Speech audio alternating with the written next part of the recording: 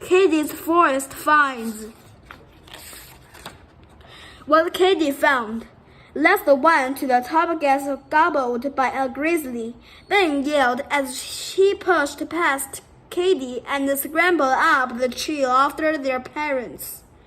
Katie was examining a grand butter yellow flower growing in the middle of the trail.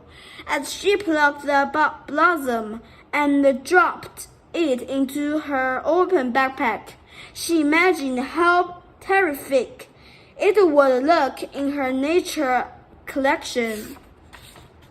She'd just begun collecting a few hours ago, but Katie had already discovered all kinds of interesting objects. Mammoth, pine cone, brown acorns, topped with miniature fuzzy heads, and now this flower. A sudden rustling and crackling in the woods made Katie spin around, reciting Ben's taunt. Her brother was only teasing about the grizzly bears, wasn't he? Glimpsing a tiny creature behind her, Katie laughed. Luckily, Ben wasn't nearby to see her struck with terror by a chipmunk. Nevertheless, she knew she wouldn't let the other get too far ahead. She zipped her backpack shut and slung it over her shoulder, then sprinted to catch up with the rest of her family. New territory. We have arrived, Katie's father announced. Now, what is our first order of business? Flop down and rest, said Katie's mother as she eased her heavy backpack off her shoulders. Take off our shoes and jump in the stream, suggested Ben. Excellent ideas, Katie thought, but her father shook his head, saying, the first thing we should do is set up camp while it's still light. They located a level spot, and soon she and Ben found themselves hard at work, clearing away loose rocks and other debris, while their parents unpacked the tent and set it up. When the tent set up was completed, Katie and Ben's father told them they could explore until dinner. Watch out for the grizzlies, Ben warned his sister before he charged off. Are there really grizzly bears around? Katie asked her father. No, he said, but there are other varieties of wildlife you might see if you keep your eyes open.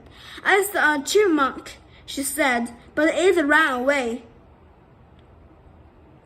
Typically, wild animals will hide or run away when they see humans, her father said. Remember, this is their territory, and we're strangers here.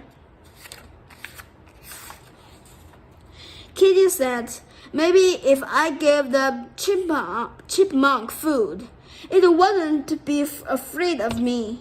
Feeding wild animals is bad for everyone, her father said. It's bad for the animals because they can become dependent on our handouts and forget how to get their own food. And it's bad for humans too, because even a cute little chipmunk is still wild and could bite. Well, how can I show that I just want to be friends? Just remember you are a visitor here and treat the wood with the same respect you expect from an guest in your home. That's the best way to be a friend to wildlife. Leave it here. Kitty's parents prepared a delicious dinner over the campfire.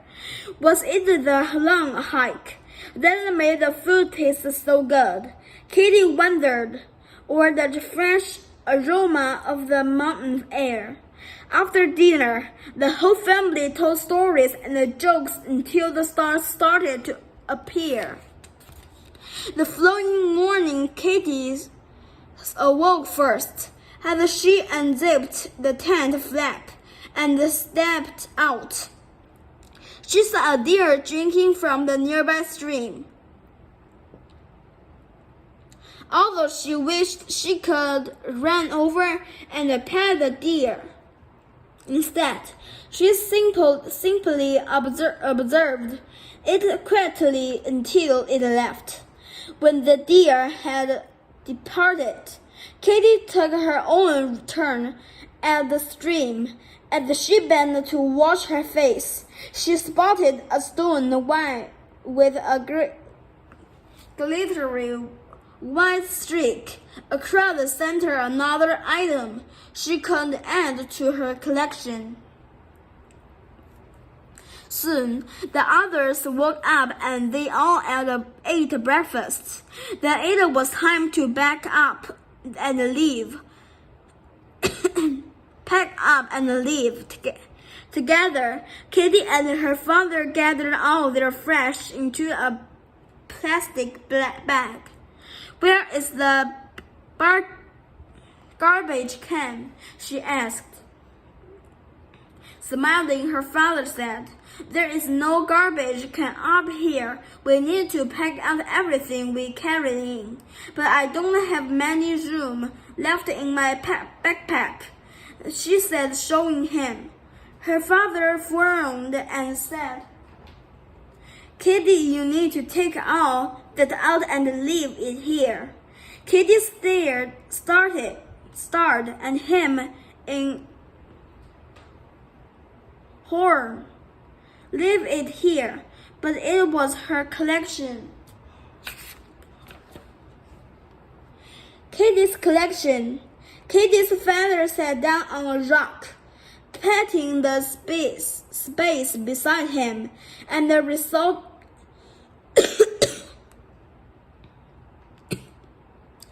reluctantly, Kitty sat, displaying the pine cone and the acorns. He explained that these are food for birds and small animals like the chipmunk you saw. How would you feel if someone snatched your lunch for us?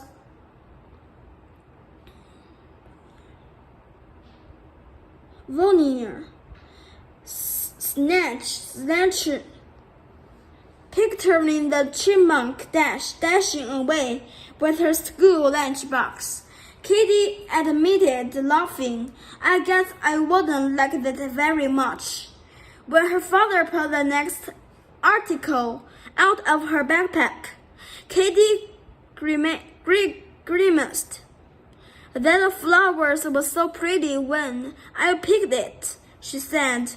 "If you leave it where it's growing, it will look just as pretty on the way back down," her father said. "Not only that, but as it grows and dies, it will spread its seeds. The seeds will make more flowers next year." Only one atom remained smooth around the stone with a white streak, which Kitty's father said was cards. "I'll put that stone back into the stream," she said. "Anyway, I still have the rest of my collection." Peering into the empty backpack, her father said, "You mean there's more?" "Oh, yes," Kitty said, "but it's too big to bring home in my backpack, so I'll keep it all right here."